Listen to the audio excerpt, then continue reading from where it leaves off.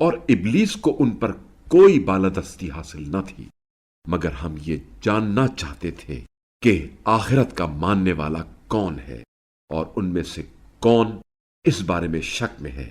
اور آپ صلی اللہ علیہ وآلہ وسلم کا رب ہر چیز پر نگہبان ہے۔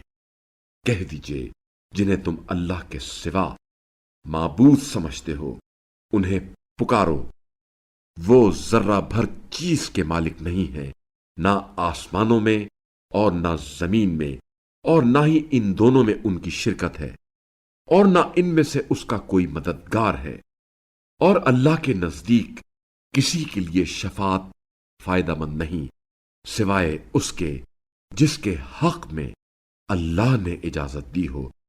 یہاں تک کہ جب ان کے دلوں سے پریشانی دور ہوگی تو وہ کہیں گے تمہارے رب نے کیا فرمایا؟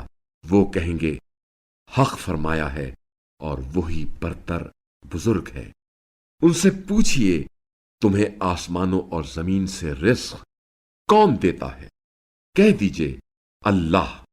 تو ہم اور تم میں سے کوئی ایک ہدایت پر یا سری گمراہی میں ہے۔ کہہ دیجئے ہمارے گناہوں کی تم سے پرسش نہیں ہوگی، اور نہ ہی تمہارے اعمال کے بارے میں ہم سے سوال ہوگا۔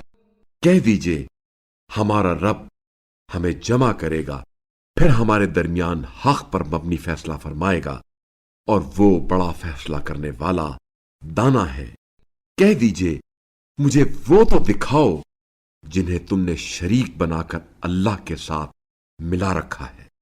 ہرگز نہیں، بلکہ بڑا غالب آنے والا حکمت والا صرف اللہ ہے۔